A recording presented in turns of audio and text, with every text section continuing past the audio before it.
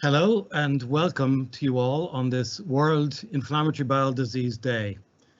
I'm Fergus Shanahan speaking to you from APC Microbiome Ireland, a national research centre headquartered in Cork. Normally I don't participate in awareness campaigns unless they are linked with actions, and this one is linked with actions. The action item for today and tonight from our perspective is research and advocacy for patients. And we see those two things as being inseparable. This is an opportunity for me to thank all of those who've worked with me in the past, and particularly the patients and their family members who've participated in various research projects over the years. Indeed, many of my ideas for research were your ideas. They were prompted by things patients said to me. And over the past 30 years, we've conducted annual or biennial open days for patients where we would answer their questions and discuss our research, but mainly listen to the patients. And I can guarantee you the research has always been guided by the things you say. So it's truly engaged research that we're interested in. Now, a word about why should anyone participate in research? As you know, the patient-doctor interaction is the cornerstone of healthcare, without which we wouldn't have any meaningful healthcare. But in a patient-doctor relationship, only one patient benefits. Whereas if the patient volunteers to participate in a research project in whatever way, then all patients have the potential to benefit. So I would thank you and ask you to continue your support for research in IBD in future years. Now, I will come back to you in a while and answer some of your questions with my colleagues, but first I will hand over to Dr. Sally Cudmore, who will chair this next session. Thank you. Fergus, thank you very, very much for welcoming everybody. We have over 150 people registered in this session this evening, and I think you've set the scene very nicely to explain, I suppose, the importance of research to the patient community, but also to our own research community. And we'll talk a lot about that throughout the session today. So I'd like to thank everybody who has joined us. Our forum today will have about 40 minutes of talks, and this will then be followed by approximately 20 minutes of question and answers. A number of you have already submitted questions to us when you were registering via Eventbrite, but if you would like to add additional questions, please feel free to use the question and answer function, which should be up at the top right hand of your screen. However, I will stress to you that because of medical confidentiality, we do ask you please to not divulge any personal information about you or about your condition when you're sending us questions. We'd like you to keep the questions generic and questions that would be of interest to the wider group who are attending here today. So with no further ado, I'm going to hand over to our first speaker, who is Ken Nally. Ken is one of our principal investigators in the APC and is one of our leading researchers when it comes to doing research in the whole area of IBD. So Ken, the floor is yours. Thank you, Sally. So I just get the first slide. So good evening, everybody. You're very welcome to this hour. The first thing I'd just like to let everybody know about is where we're based in UCC. There's many research groups within the APC Microbiome Ireland Institute working on inflammatory bowel disease. Our team is working on gut inflammation. We're working on the mucosal immune system in the gut and how that behaves both in the healthy state and also in terms of inflammatory bowel disease. But there are other groups working on the bacterial communities in the gut and also viral communities in the gut. So the human IBD research is not possible without a large number of different people. And the most important people are the patients. They're really at the center of all of this, and nothing we do is possible without that. We also are very reliant on our gastroenterology colleagues across Cork University Hospital, Mercy University Hospital and Bon Secours, and also our human studies team. So really, to do human IBD research well, you need both scientists, but you also need buy-in from patients and gastroenterology teams. Okay, so on the left-hand side of this slide, what we see is a schematic from the Crohn's and Colitis Foundation, which highlights 5 key challenges in IBD research The one circled in red is preclinical human IBD mechanisms. And really these 5 challenges were identified in 2019 by around 100 people. So these were experts in the field, patients, and other stakeholders. And the one thing they identified was the importance of fundamental and discovery research in IBD, that starting with the human disease. So using human tissue to understand the disease and to try and identify new therapeutic paths for patients. And this is what we do in the APC. We're centered on human disease, and we are very reliant on samples, both to study the microbiome and the mucosal immune response in the gut. And we start at the bedside, and then we work from there back to the laboratory and interact with patients and with gastroenterology teams to try and move forward with our research. On the left-hand side of this slide, you'll see a schematic, and it's a little bit busy looking, but on the left, extreme left of the slide, you'll see a list of components of the gut mucosal immune system. So at the top, essentially in the tube of the gut, or in the lumen, we have the community of bacteria, viruses, and also food, which is digested in the gastrointestinal tract. And then the next, we have this mucosal barrier, or a single layer of epithelial cells called epithelium on the slide. And this layer of cells is really important because it really protects us from the contents of the gut and maintains a semi-sterile environment in terms of the underlying cells, which you see, these are all different color circles, and these are all different types of cells that constitute the gut mucosal immune system. You'll see lots of red arrows there, and really that's meant to represent the cell-cell communication that happens in this gut environment. Our group is very interested in trying to understand these thousands of signals through which these cells in the gut communicate with each other, because we think if we understand that, we can come up with new therapeutic approaches. On the right-hand side of the slide, you'll see what we do with human tissue we get from patients with IBD, with Crohn's, inactive Crohn's disease or active Crohn's disease. So we get the biopsies, these small biopsies into the lab, and we're able to break open the tissue and isolate these different cells from both the top of the crypt and also underlying tissue. These cells in the slide are colored, so we have yellow for epithelial cells, green for different types of immune cells. And the interesting thing is when we look at the individual cells, we're able to look at all of the genes that are switched on and switched off and zero in on those thousands of genes which are required for these cells to talk to each other in the tissue. This allows us to build a social network of cells. So we're able to understand the way these cells communicate to each other, both in health and in disease.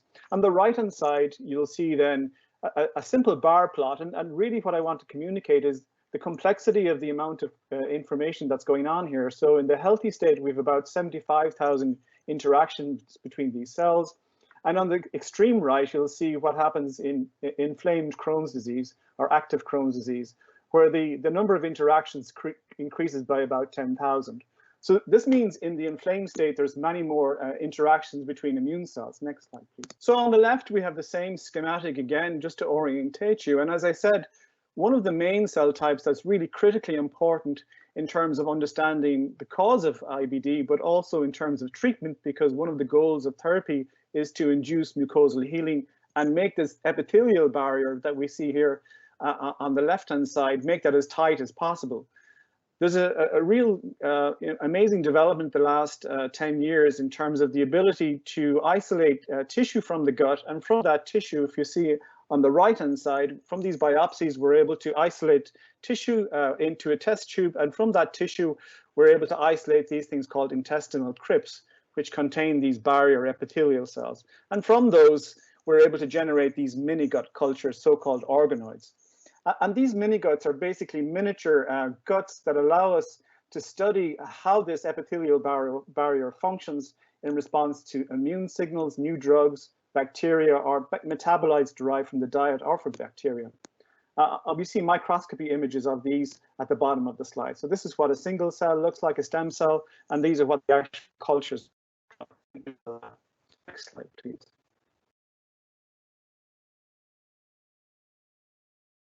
So this is the last slide. So here on the left-hand side, we have the same interaction diagram again. And one of the red arrows here now is highlighted as a thing called TNF-alpha. All right, so TNF is one of these signals used by immune systems in the gut to signal to other cells. And this is a very important therapeutic target. There's drugs, these TNF blocking drugs have been in the clinic for over 20 years now, and they're very successful both for inflammatory bowel disease, but also other types of inflammatory disease. Now, if we, in our data, we can take out the signal for TNF and we can map the interaction network for these cells for TNF. And on the top of the slide, you'll see all of these little circles, and I'd like you to focus on the red circle. So the red circle represents a cell called an inflammatory macrophage, and that cell is basically sending TNF signals to all of the other cells. And we know that blocking this signal is very effective at blocking inflammation in the gut. On the right-hand side at the top of the slide, you'll see one of these mini-gut cultures untreated, and then on the extreme right, you'll see one of these mini-gut cultures treated with TNF. And TNF is essentially toxic to these epithelial cells, and that might underpin the effectiveness of blocking TNF in the context of IBD. So just to finish, it's one of the clinical problems that we're working on is this reality that 30% of patients with IBD do not respond to these TNF blocking drugs. And why is that? And we think we can, if we can understand the social network of immune cells in the gut, we can try and identify new signals that we could block to try and develop new therapies for patients with IBD. So thanks for your attention. Thank you very much, Ken. That was a great overview, I suppose, of the interactions between the epithelial cells, the immune system, and it's great to see how this tissue is being used to try and question some of those interactions, and also in the context of developing new therapies. And some of the work that we're doing with some of the pharmaceutical companies are very much in this space, trying to look at how the immune system is very much interplay in trying to develop new therapies. So thank you, Ken. So next we're going to hand over to Victoria Spillane. Victoria has actually joined the APC only 4 weeks ago, and we're delighted to have her on the team. And she's going to talk today about IBD from the patient perspective. So Victoria, thank you very much. So thank you very much, Sally. So if Amy, if you want to pop up this slide, so you will see a slide with a few pictures of my progression over time from when I was first diagnosed to me now. So I'll go into a little bit more detail about that later on. So happy World IBD Day, everyone. I know happy may not be a word that one would associate with IBD, but I am happy today because we're actually aiming to break the silence surrounding IBD. So my story feels like a tale as old as time. 22 years since I first began to experience symptoms, debilitating fatigue, severe stomach cramps, pain, back and joint pain, diarrhea, vomiting at times, weight loss, loss of appetite. So any patients listening right now or people, family of patients, this is all very common to me. At the time, way back when, my GP felt that some symptoms were due to a basketball injury because I was very active for sport. So it took a while to actually get referred to a consultant. Coming into Christmas 1999, just before the millennium, my condition worsened. So my parents actually brought me to the A&E and the CUH, where I was actually admitted right away to hospital. It was during the first of many hospital stays where I got to meet my soon-to-be gastroenterologist, Fergus Shanahan, that you've just seen earlier. He took immediate action. A few weeks later, I was diagnosed with Crohn's disease, along with having had a fistula as well that grew within my colon. So it was a very tough time. My case was so severe that there was strong consideration to remove the colon, which at the tender age of, I had just turned 14, it was very daunting, but I was so sick. It was at a stage where the possibility of it actually didn't bother me. Professor Shanahan and the team did their very best to get me into remission, which luckily it did work with the use of IV steroids and antibiotics to treat the fistula at the time. So I went at the time from being a 5-stone teen who had lost so much weight to looking like more a 25-stone teen overnight from steroids, which, as you can see in the second picture there on the slide, steroids can have a very, they can make a big impact on the appearance. But at the time, I didn't care. It made me feel better. That's all that mattered. That's all that actually mattered to me. Continuing through another 11 years of being in and out of remission, year in, year out, encountering different side effects of Crohn's, from the basic symptoms that I actually described earlier, to episcleritis in my eyes, which was inflammation around my eye, to arthritis, which I still have to this day, mixed in with the side effects from the use of all the meds on the that were on the market during those years. As you can see in the second picture, the moon-shaped face with steroids, and all the other not very nice effects that come from steroids. My white blood cells crashed another time from the use of 6-MP. I got septic arthritis in one of my ankles, general immune suppression from the medication along with the use of infliximab and Humira, so much so that if I looked at someone being sick close by to me, I would end up with what they had. That's how poor my immune system was, which a lot of you guys may actually be able to relate to as well, where if you're next to someone that sneezes, you automatically end up getting a cold or a flu. Not so much in the last 12 months with lockdown, but you know what it's like. I always knew that I was going to end up having to have my large bowel removed eventually, just with how my story started. So when at the age of 25, all meds were no longer working effectively, I knew that the day had arrived, the long-awaited day had arrived for surgery. So on January 21st, 2011, I had a proctocolectomy whereby the full colon and rectum were removed, leaving me with a stoma and a permanent ileostomy. So basically I have a permanent bag on the right side of my abdomen, which I call gynae. So gynae is basically going back to when I was first diagnosed and I was told I might have to have surgery, and my response was, I don't care, just want none of Michael Gynae's bag. And for people in Cork and Ireland and whatnot, it was just a kind of a store where you'd buy bedding and whatnot, where when I was a teenager I had no interest in going into, so it was kind of just like a running joke, and I said, I don't care, give me any bag bar Michael Gynae's bag. So years later, when the time came to actually have my bowel removed, I said, okay, give me a gynae. So to this day, my bag is named gynae. So if anyone ever hears me speaking about gynae, that's what I'm on about. Gynae's been bold, gynae's kept me up during the night. Having surgery and getting gynae was the best thing that could have happened to me though. 10 years on and I'm actually meds free. So it was almost like a life-saving surgery as well in a way, because I actually had a fistula that was found during surgery that had actually gone undetected from the previous diagnostic testing beforehand, and it was actually leaking. So I was very, very lucky that I actually had the surgery when I did. So as much as for some people, it's very hard to get 22 years worth of a story into a short space of time. So it might seem that I'm kind of running through things, and it might seem that, oh, this was a success story.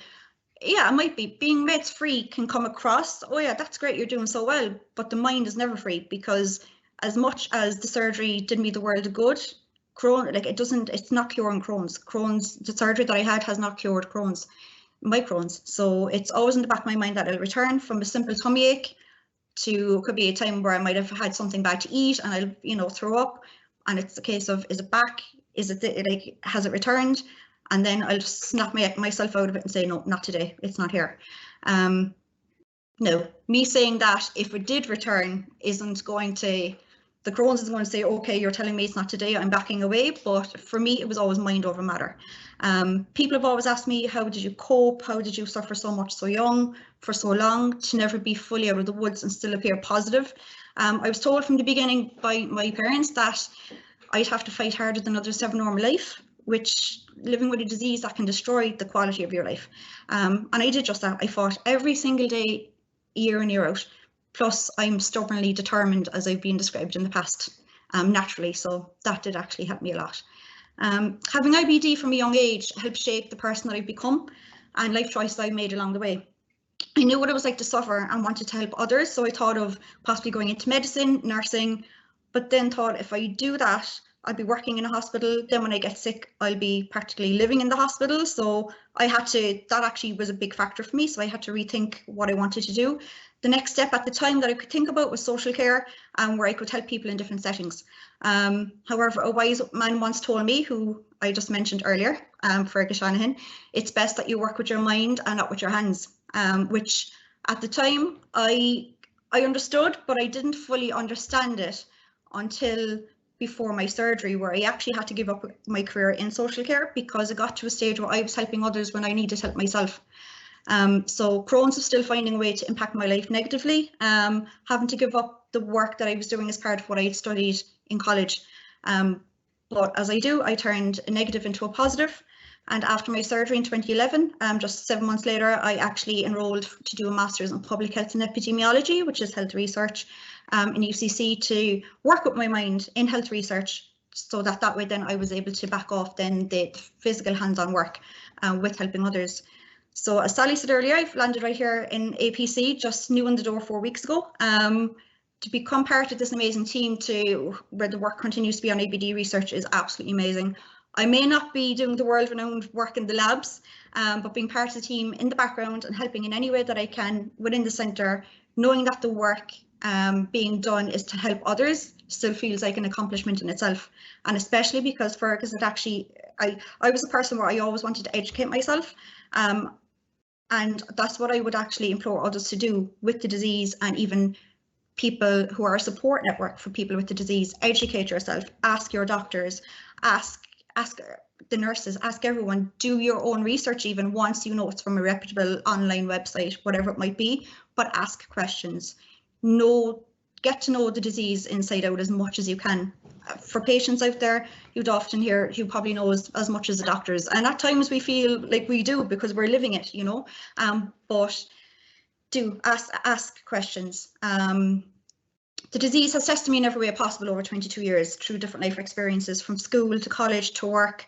What worked for me may not work for others. I completely understand that. You know, I was always a glass half full person, not a glass half empty. As I said, educating myself from the minute that I was in hospital the very first time, I'd be asking questions.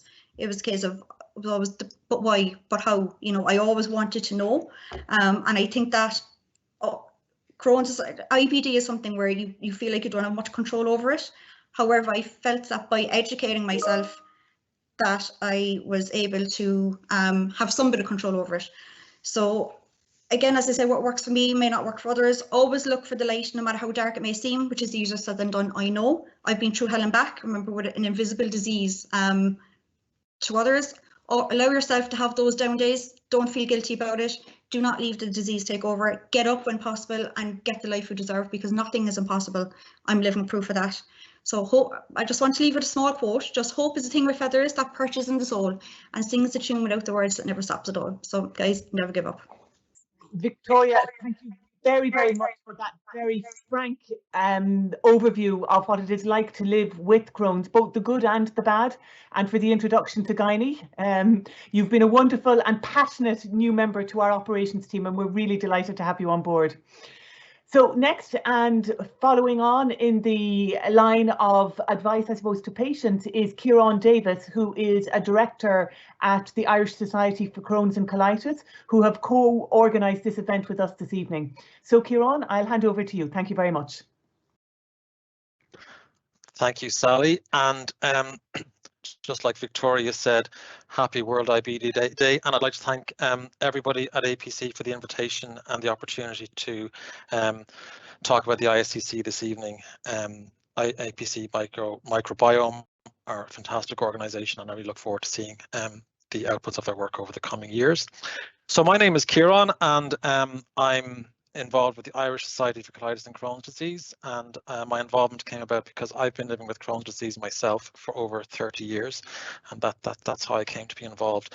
So we are like the national support organisation for people who are living with or impacted by Crohn's or colitis, and I'll just read out our mission and our vision. So our mission is to improve the quality of life and well-being of those living with and impacted by IBD through the provision of sensitive support services, including advocacy, the provision of information, training and events. And when we talk about people who are living with and impacted, we use the word impacted because we also provide support to people like loved ones, family members, parents, spouses, friends of people living with IBD.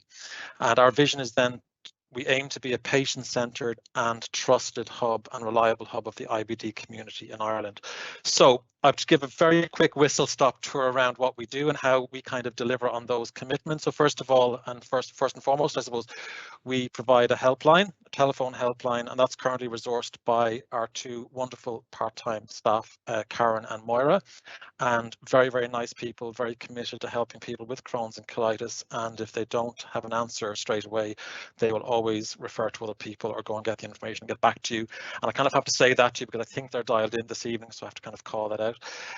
We don't provide medical advice. We don't try to provide medical advice. We're not trained in that area, but we do sometimes advise people how they can phrase or manage their appointment with their healthcare professionals, get the most out of that to get the information that they need from the people who are trained to do so. We always direct people to trained gastroenterologists, the IBD nurses, and other healthcare professionals, because they are the people who are trained to treat Crohn's and colitis. And as Victoria said, it's really important to get information from trusted sources.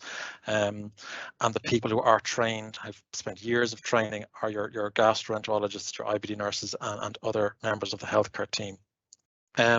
So our helpline really is for anybody who is impacted, living with or impacted by IBD, to give a call, who, to talk to somebody who is both familiar with and also comfortable about talking talking about inflammatory bowel disease. I mean, many years ago, I was taking a call from a young guy who'd been diagnosed with Crohn's disease, and he was using words like rectum, and he stopped and he says, "Gosh, can I say that word?" And I said, "Yep. That's true. That's fine. You're true to the right. That's us. That's us." So, so if people just want to get on onto our helpline for somebody to talk to, and we'll try our best to help you. But as well as sort of like the usual things like providing information about Crohn's and colitis, we also provide information on practical topics such as insurance. People may not, be aware that there can be issues by having a pre-existing condition. There could be issues getting access to life insurance, travel insurance, and issues around health insurance. We can give you some advice around that, because people have been turned down for life insurance, but it's just that some insurance companies are more enlightened than others. So there shouldn't be a problem at the end of the day, and we can actually help you in that direction. We also provide information on our website, iscc.ie. Paper information leaflets through the post, and we've a work in progress at the moment to produce a new education pack. Sort of as a pack that's written by people with IBD for people with IBD, but of course the medical stuff will be properly vetted by healthcare professionals. We have on our website, you'll see we released a podcast series last year, and that covers topics. The episodes there are like things like COVID, what I wish I'd known, when I was diagnosed, mental health, managing work and social life, managing fatigue, relationships and sex and things like that, because like we all need a cuddle. People want to talk about relationships and sex, and particularly it's an issue for people with a long-term health condition, and people do want to talk about that and know more about it. We are a membership organisation. We don't get statutory funding, so we do rely on fundraising, and we do on membership subscriptions. We welcome you to join our association, which you can do on our website, iscc.ie. Under normal circumstances, we do organise like a series of regional meetings around the country, but they have gone online for the period of COVID.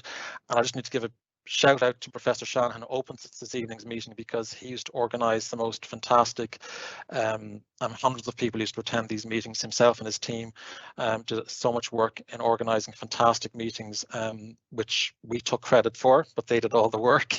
But coming away from Cork was always a great buzz, because we spoke to people on the way out, and they got great support from those meetings. You can follow us on social media. We're on Facebook and Instagram. And finally, there's so much more I could talk about, but finally, one initiative that's a favourite of mine is the Living Well self-management course. So anybody who's living with Crohn's or colitis, I would recommend you take a look at. There are details about it on our website. We actually have a taster session tomorrow for World IBD Day. We have a number of events. We had a number of events online this week for World IBD Day today. So there's the Living Well taster. It's a 6-week course. It was originally developed by Stanford University, and it's been adopted by the HSC and has been widely rolled out. It's all online currently, but will go back to its usual format of being in a classroom or in a community centre when it's safe to do so. So if you want to learn more about that, both people living with Crohn's or colitis and healthcare professionals who will be referring people into these courses, please check out our website, go onto our events page, and you can register for the taster, which is on tomorrow evening. I guess Victoria said, I've gotten so much out of, living with Crohn's disease. I don't know what it's like not to live with Crohn's disease, and it's really been in some ways quite a positive thing in my life, and particularly that Living Well course. I wish that had been around 30 years ago when I was diagnosed, because that is there to teach you the skills, to give you the confidence to live a more healthy and fulfilling life. And I just have to say as well, it's been such a privilege to be involved in the ISCC, because I love meeting people. I miss the regional meetings so much, because I don't know what it is. I think people with IBD are the most wonderful people. The healthcare professionals who look after us are the most wonderful people. It's a fantastic community. And as Victoria said, if you can just sort of like keep plugging away. If you're living with fatigue, that's not normal, you can do something about it. If you're living with pain, that's not normal, you can do something about it. And just keep plugging away, and you will get a resolution to your problems and lead a better life. Keep in touch with your healthcare team, and keep up with your appointments, take your medications as prescribed, get your information from reliable sources, and things will work out for you well in the end. So there's a lot, as I said, there's a lot more I could say about us and what we could do to help, but I only have about 5 minutes, so I'd better leave it there, and thank you once again. Thank you very much, Ciarán. There is no doubt that the ISCC is a great support to patients in Ireland. And for anybody who didn't catch it, the web address is iscc.ie, and you'll find there all of the information about the supports and the services that are available. So thank you, Ciarán, and Ciarán will be around as well for additional questions at the end. So we're going to move now to our next topic, which is pregnancy and IBD, and this is going to be presented to us by Margot Hurley. Margot is one of the research nurses with us in APC, also at Cork University Hospital, and in addition to that, she's actually a qualified and an experienced midwife, so she can come at this from both angles. So Margot, thank you very much. The floor is yours. Thanks, Sally. Thanks, Professor Ghosh, for inviting me to speak, and thanks APC for facilitating the meeting on World IBD Day, and of course ISCC, big thank you also. As a midwife, I'm passionate for caring for and supporting women throughout their pregnancy. Pregnancy is such an exciting time in anybody's life.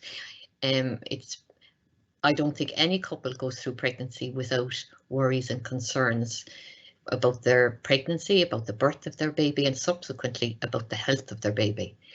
We appreciate that those worries are heightened if you're living with ulcerative colitis and Crohn's disease. But it's important to remember that most ladies that have IBD go on to deliver a healthy baby. The most important factor is conceiving whilst you're in remission. So planning your pregnancy is paramount. So we'd advise is to talk to us about your plans to conceive, make an appointment, and given our current climate, request a face-to-face appointment, come into the clinic, get your bloods taken, full battery of bloods, and so that if there's anything deficient, like for example vitamin B12 or vitamin D, we can replace those. Folic acid is really important for all women, as we know, and it's advised that you take your folic acid at least 3 months before conception.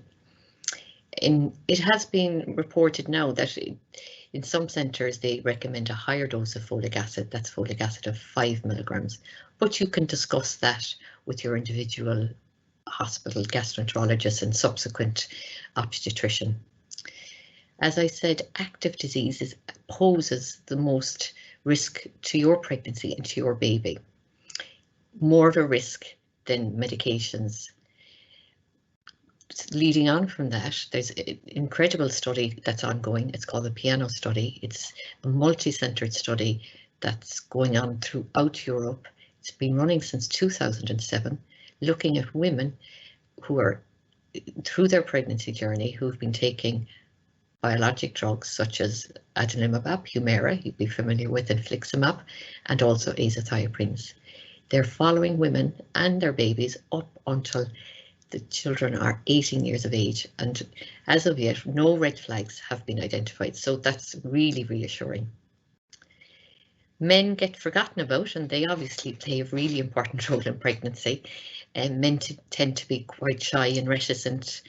They don't really ask, about the medication they're on when they're planning a pregnancy. We'd encourage that they would. The one drug that's contraindicated is methotrexate for both men and women. Methotrexate can lower sperm count in men, but the good news is within a few months, sperm count is returned to normal pre-treatment levels. There are other new biologic drugs that you would discuss with your team before planning a pregnancy. And there's lots of drugs, so things can be changed, and but just please do have that discussion. Also, we can update fetal calprotectin, and if you're due for a fetal calprotectin test, is a very sensitive test which looks at inflammation within your gut. you may be familiar with that now. We're using those for the last year or so in centres around Ireland as well, I'm sure. The other thing is you may need a sigmoidoscopy or a colonoscopy. It may be due, so a good time to have it done is when you're planning a pregnancy. So we've talked about the research around it, and we've talked about the men. So then the good news is you're pregnant, and what do I do there? You go to your GP like any other lady. You check in with your GP. He does routine antenatal bloods. You get referred to the high-risk clinic. The high-risk clinic will monitor you closely, monitor the baby's growth and development throughout your pregnancy, and you make an appointment with your gastroenterology team, and we will monitor your disease activity, and hopefully you stay in remission. Once you conceive in remission, that is quite probable, and the obstetricians will follow you closely. We're often asked about mode of delivery. Most women will deliver vaginally normally. However, women with Crohn's disease and with perianal involvement, it is usually advisable that they would have a planned or elective cesarean section. Also, ladies that have had surgery in the past, such as an anal pouch or a J pouch in situ, a planned cesarean section would be optimal for them also. So I'm going to follow, I need to finish up. So with regards, we talked about the mode of delivery, just finally quickly, breastfeeding is extremely beneficial for both mum and baby, and the benefits of breastfeeding outweigh the minute trace medication that's found in breastfeeding. So that's again something to be discussed. You can discuss that at your clinic appointment. And finally, there are future plans in CUH for a designated pregnancy clinic, which will follow ladies while they're planning a pregnancy and during their pregnancy. Thank you all for listening, and happy World IBD Day. Thank you. Thank you very much, Margot, for your very practical advice on what should be a very joyous occasion in somebody's life. And also thank you for not forgetting the men. We automatically think pregnancy, we think women, so thank you. It's very important as well to acknowledge the role that they play both as patients who are fathers, but also as husbands of people supporting women who are going through pregnancy with potential IBD. So thank you, Margot. So our last speaker this evening with a bite-sized talk is Professor Subrata Ghosh. Subrata has just recently joined both UCC and APC Microbiome Ireland in a research role, and also as a clinical gastroenterologist in Cork University Hospital. He's been a wonderful addition to our team, and we're going to hear from him now all about the new potential hope for the future. Thank you very much, Sally.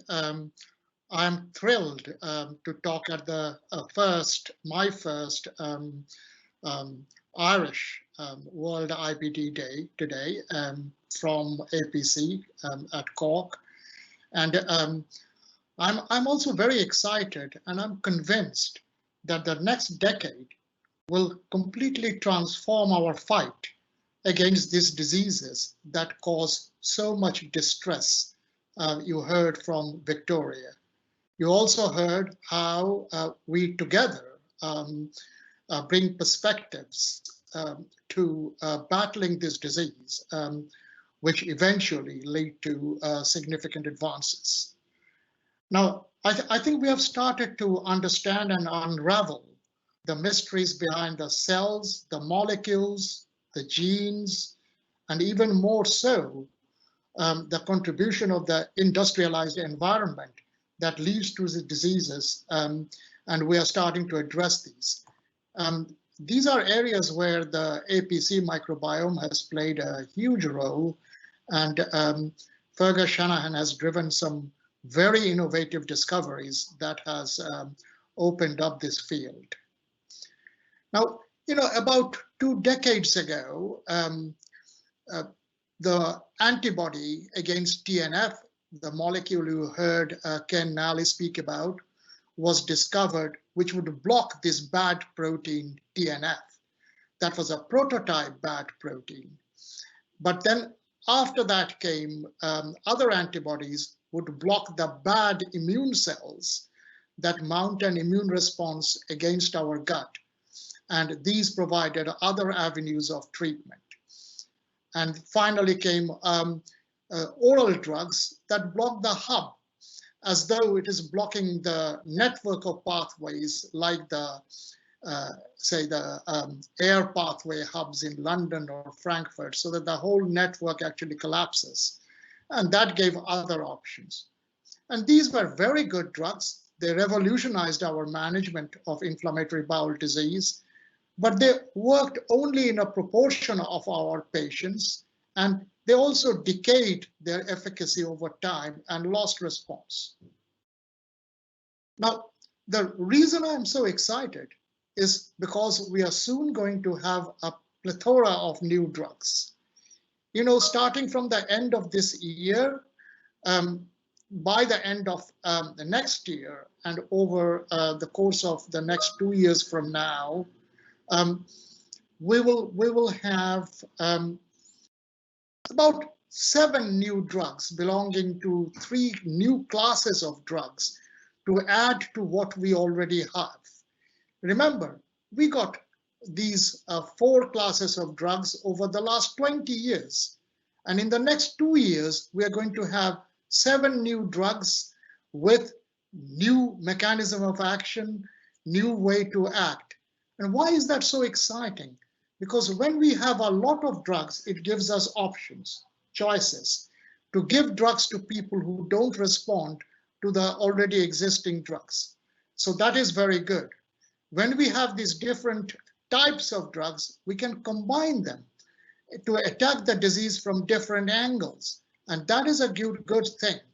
And I think this will open up completely new horizon for the way we treat it. And in Cork, we are already treating patients with a combination of these 2 drugs. And in future, we'll be doing it increasingly more. But there are other things as well, because this gives us the option now with choices to fit a specific drug to a specific patient where it will work best. It's almost like the QR code by which you can actually fit the drug to fit a patient's profile. And we are making very rapid advances there, and a lot of work is being carried out all over the world, but also certainly in APC to kind of discover some of these markers. And lastly, what is very exciting to me is we can now use these different drugs at different stages of disease with a real ambition, not only to treat the disease, but prevent the damage, prevent the disability, enable people to live their normal life and do what they want. And I feel that abolishing the disability essentially means that a person can realize their ambition in life and really do what they want without being held back. So I think we are rapidly approaching that. Now, moving on from the adaptive immune response, which has got memory and often causes damage to the gut, there is also diet and environment and modulation of the microbiome. And the APC microbiome was built to explore this in association with Chagask, which has got tremendous expertise in food science. And this is very important because the environment plays a major role in giving rise to inflammatory bowel disease. And we understand that the increasing industrial life that many of us lead, especially in many parts of the world. IBD is now a global disease because of this rapid industrial development. And indeed, so some of these diets now have been trialed. And these are actually real food diet that have been trialed in combination with liquid diet. They exclude a lot of things. They probably exclude more than that need to be excluded. But they have given very good evidence now that by the strategy of, for example, Crohn's disease exclusion diet combined with a liquid diet can make quite a rapid response in patients with Crohn's disease. So we'll see this much more during this decade. And then comes the cell-based therapies. These are amazing because these are little cells that we derive from adipose tissue as a kind of leftover or from placenta. And then we target these cells in order to repair or regenerate. And already this is in clinical practice. We can now use some of these derived from adipose tissue into a perianal fistula. Victoria described she suffered from it, and actually heal up these perianal fistulas because of the regenerative property of this what's so-called stem cells. And then also we are moving on to our targeting our innate immunity. Innate immunity is the very rapid, fast immunity that we get to protect ourselves. They really enhance our own defense. And we are trying to increase that defense and address that with very novel drugs that are being designed. And lastly, what protects our immune system for being exposed to the gut environment is the intestinal barrier, which is a very thin layer of cells that protect it. But in inflammation, it opens up. It is like, the cat flaps through which all kinds of things, food antigens, microbes can enter and engage our innate immune system. And there are some very fascinating discoveries coming along. One of them is called diverting. And this is like a key that turns on the lock and closes that cat flap so that nothing can get through. It repairs the barrier. So you can just imagine that combining this together in clinical trials, developing this further will make such a revolution.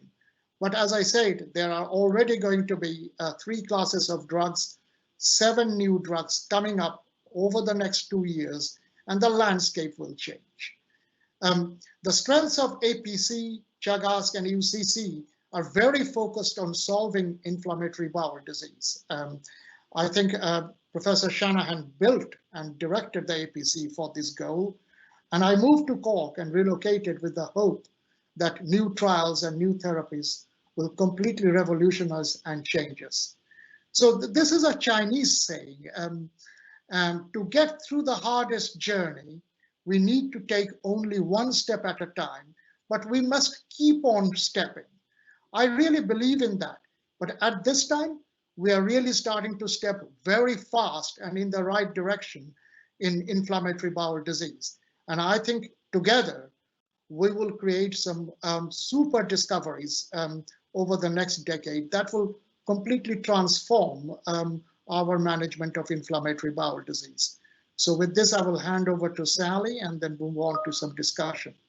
Subrata, thank you very much for that whistle-stop tour of some of the upcoming new approaches to treating IBD and the fact that we can take complementary strategies, both new potential drugs, and you mentioned a number of new classes of drugs, but also approaches using dietary modulation and so on. I think there was a great overview, so thank you. So we are going to start off with our question and answer session. All of our speakers will remain and are present here for that session. Again, just to reiterate, if you would like to send us a question via the chat function, please do so.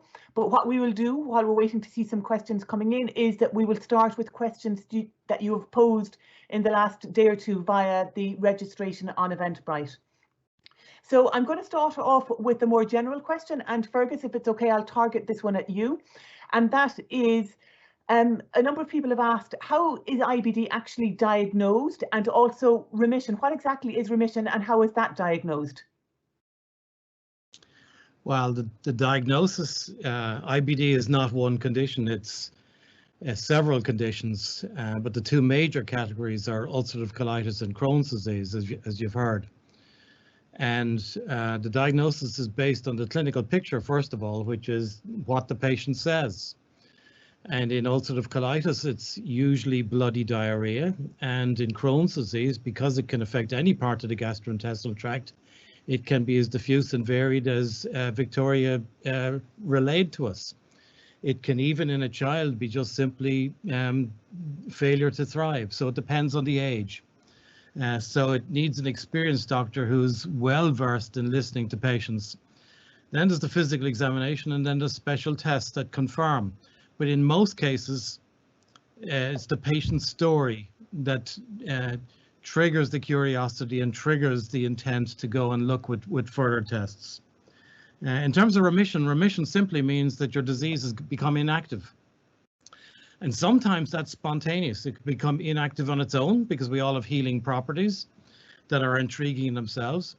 In other cases, it's some form of medication or surgery.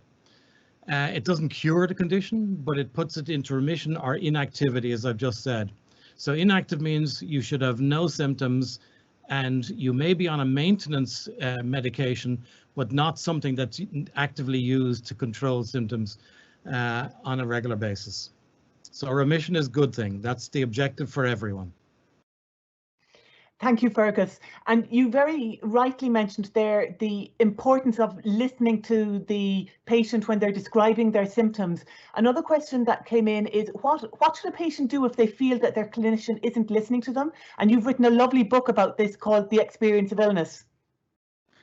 Yes, I think actually I've looked into some of the questions, and that's the question that when I hear anyone ask that or tell me about something like that, it's the thing that causes most distress for me. And it's not something that's unique to inflammatory bowel disease.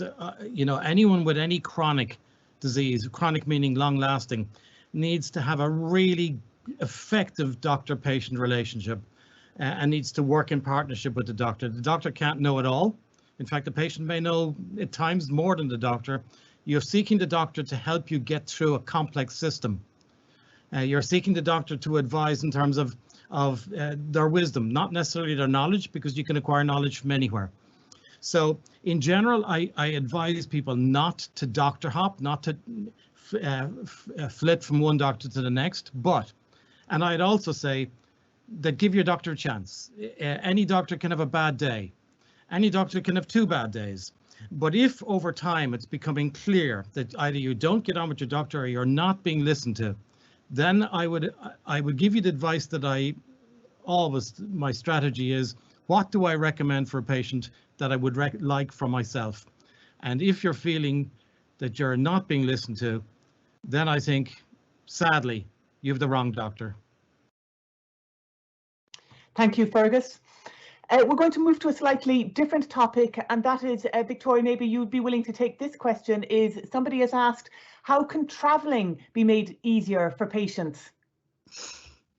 Yeah, that's that is a good question, because I think that, say, with someone that doesn't have, say, a colostomy bag, a ileostomy bag, and you need a toilet, that is something that can be you have to bring that into your plans as such, which isn't nice all of the time. You know, you should just be able to say plan travel somewhere, whether it's, you know, a day trip 2 hours down the road, or whether it's that you're getting on a plane and you're going 6 hours away.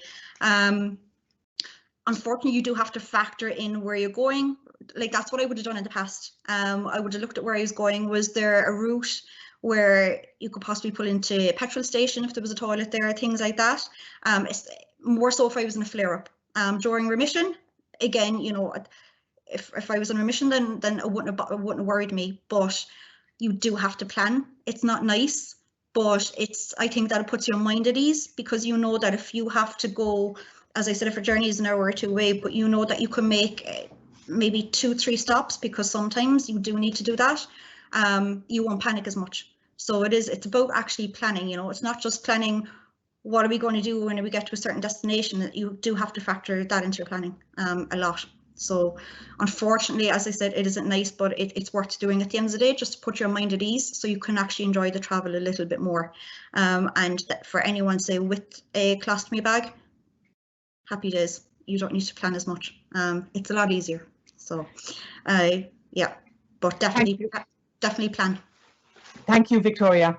Subrata, a number of people have asked about vaccination, COVID vaccinations and IBD. So maybe you might like to give us a brief overview, for example, about, you know, vaccinations for somebody who's on some of the biologics, whether vaccination is as efficacious in those patients, if you wouldn't mind, please. No, indeed. This is now a very common question that our Crohn's disease and ulcerative colitis patients continuously ask. There are recommendations now that all IBD patients should be vaccinated. That is the best approach. There is a small study that has just been published from New York that showed that the vaccination was well tolerated. It did not affect the efficacy of the drug, so that's the one way of it. But also the patients on these drugs, the biologics and JAK inhibitors and immunosuppressives, they mounted an immune response, which seemed to be very similar to an immune response in the control population. So it does look, the vaccines work in inflammatory bowel disease patients, which is good news. So I think vaccines should be definitely adopted in inflammatory bowel disease, and at the moment they also work. We plan in APC to do a study for 3 years, up to 3 years, to really follow this up, to try to decide what is the long-term consequences. Do more boosters need to be given? Do the vaccination effects decay as a result? But from our rather tangential evidence from a flu vaccine and pneumonia vaccine, it looks as though generally not a lot of changes are required in the vaccination regimen, and it should work. Thank you, Subrata. Ciarán, maybe from your perspective, from the ISCC perspective, a few people have asked, why is IBD not on the long-term illness scheme in Ireland? Okay, thanks for the question. Yeah, that's been a bugbear for many years. The long-term illness scheme was established, I think, around 1974. So there were some long-term conditions at that stage put onto the long-term illness scheme, and it was to help people with the cost of medications and doctors' visits and things like that. So Crohn's and colitis were not on the list at that time, and they haven't been added to the list. And we're not alone. Other health conditions, common long-term health conditions, have not been added to the list. It seems to be, like, we've advocated it along with other support groups for many years, and the door has been closed in our face. It's not going to change. I think that's essentially the only answer we can give. No Minister for Health wants to tackle it. We've been in touch with successive Ministers for Health, as have other support groups. They're not going to add. I think that's just the way it's going to be at the moment. The answer that the stock answer they give us is, deal with the drug payment scheme. We've said to people up to including, health ministers, if a doctor prescribes, people are, paying tax at the higher rate. If somebody is prescribed a drug that brings them up to the limit of the drug payment scheme, that's essentially giving them a pay reduction of €3,000, because that's what you need to earn gross to pay for that. And it's just not fair. So it's just something to talk to your politicians about on the doorstep, because, as I said, they are not going to change that. In fact, I think what they want to do is they actually want to reduce the availability of the drug payment, the long-term illness scheme for existing conditions. But again, no health minister is going to touch that. So the other thing that's available is the drug payment scheme. Apply for the medical card. Sometimes there can be discretion applied around that as well. But yeah, unfortunately, there's no good news on that front, unfortunately. Thank you very much, Ciarán, for that response. Margot, we've also got a question about IBD and whether it impacts menstrual cycles. Some women do report that their symptoms worsen just prior to menses, prior to their period, and during their period, in fact. That's really when they're in active disease. So they have more cramps, they're bleeding, her rectum might be more, and their bowel motions might increase, and their stools might be looser. But if they're in remission, that should be okay. This premenstruates and during their period. The other thing that can happen is that they can have amenorrhea. That means that they don't have periods, and that's due to their disease activity, and they can have irregular periods. But that's really when they're in a very active disease. Once they get in remission again, their periods should return to normal. And sometimes, if they do have extremely heavy periods, we'd refer them to an obstetrician who would indeed maybe put in a Mirena coil or something. But it's best to just have combined care and talk to all the team. Thank you, Margot. Thank you. Victoria, another question here on chronic fatigue and insomnia. Again, from a patient's perspective, maybe, do you have any advice there? I would have experienced a lot of that when I was on steroids in particular, because sometimes being on steroids, you just feel jittery all the time. That can bring on insomnia. In that case, I would have been taking Diorolite just to get in extra electrolytes and stuff like that when possible. But rest, and I know that's that's easier said than done, but listen to your body. It's hard. I would have been someone that would have pushed myself a lot, but looking back in hindsight, it was a case of I probably should have rested a little bit more because I made myself worse. Don't feel guilty for doing that. There's days that where you can't take your head off the pillow, or it might be a case of, in those cases, celebrate the small wins. You might have gotten up, changed out one PJs and into another. Just celebrate the small wins, but do rest. That's the main thing, 100%. And plenty of fluids, and it's hard when sometimes you can't keep anything in you, but it's just a case of diuretytes did help a lot, because it did give me the extra electrolytes to give me a little bit of energy, and just eat what I possibly could. It was a stage of I wasn't even thinking of diet or anything like that. It was just whatever I could eat just to give me the energy. And as I said, just plenty of rest, and don't feel bad about it, because I think a lot of people, when they're fatigued, they feel bad for actually sitting down, not being able to get up. Don't feel guilty about it. Ride it out. Unfortunately, that's what we've just had to do. Just ride out the time, and just know that there is light at the end of the tunnel with it. That you will get through the flare up.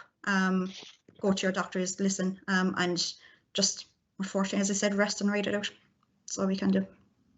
Subrata, from a clinician's perspective, I suppose, do you have anything additional to add to that along the context of fatigue? And also, actually, another question that people have asked is about exercise. So Victoria said it very well from a patient perspective. From a clinician perspective, the evidence that regular exercise is beneficial for inflammatory bowel disease and augments the immune defense system is growing, and we are actually doing some studies in this connection. But I think I recommend people to do exercise and take exercise because it is not harmful. That's the first message to give. Exercise doesn't harm Crohn's disease or ulcerative colitis, so it should be done. And fatigue is very multifactorial, but I've also found that doing exercise is a very good antidote to some types of fatigue, so it should be done. Great, Subrata, thank you very much. So we've already reached 8 o'clock. We're nearing in fact, we've passed the time. So I'm just going to maybe finish with one question, Fergus, if you don't mind. And a number of people have asked about whether probiotics can be used in the context of IBD. So maybe we'll give you the floor to end on that, since it's a nice tie back into the microbiome and into your great and strong relationship with the APC over many years in doing research in this space. Well, there is no doubt that the microbiome is a component of what causes or leads to inflammatory bowel disease. But when I say that, the other components include genetics, the immune system, as you've heard, and Ken very nicely outlined that. And when I say the microbiome is another contributor to the pathway that leads to the disease, everybody assumes that I'm referring to something that's bad. Everybody assumes that it's something about bad bacteria that could cause damage. In general, the microbiome is just a word for all of the living material, living organisms, bacteria, yeast, and viruses that are in and on our body. In general, they are a health asset. In general, they protect us from disease. And in most instances, most of the research we've done has shown that if anything, it's loss of protective bacteria rather than an acquisition of harmful bacteria. So there's a yin and yang when it comes to the microbiome, but in general, it's a good thing. Now, in relation to probiotics, I've stopped using the word actually because it's just another collective term. I rather use the specific name of the organism. You wouldn't ask me the question, are tablets good for you? Are pills good for you? You'd actually name the particular drug, as Subrata did do, and as Margot did do, and everyone did here tonight. They named the specific drug and the specific condition. They wouldn't have just said take pills in general. And the same is true of probiotics. It's just a word that's used to refer to live microbes that, when taken in an adequate amount, can confer a health benefit. That's all it is. But you must be very careful about the particular one. They're not all the same. And my general recommendation is to people is if you are, if it is recommended that you take them, check the supplier, check that there's good science behind it, check that it's from a reputable company, and be sure that they've done quality control, and good reputable companies would have done that. Now, I did see one particular question in relation to Crohn's disease, and I would have to say that in general, I don't see any strong evidence, and I have never recommended probiotics for Crohn's specifically. You might be taking it from some other reason to protect against infections or Clostridium difficile or some other reason. In ulcerative colitis, the prospect for using what are referred to as probiotics is much brighter. Thank you, Fergus. So we're going to wrap up now. Before we do, I would just like to reiterate again that Ciarán mentioned the Living Well course that's offered free by the HSE and is available online. And you'll find more information on that on the ISCC website. It addresses many of the questions that have been raised by you tonight that we haven't been able to answer in the time frame. So please do check out that Living Well course. I'd like to thank everybody for participating this evening. First of all, to all of our speakers. I think they've all given us wonderful bite-sized talks on their own areas of expertise from a patient perspective, from a research perspective, from the perspective of nurses who are seeing the patients, and from the clinicians. So thank you all very much to our speakers, and to Ciarán as well, who has helped co-organise this with the APC from ISCC. This session has been recorded, and once we've had a chance to edit it, it will be available. We will send out a link to everybody who is registered via the Eventbrite, and we will also make it available on the APC website.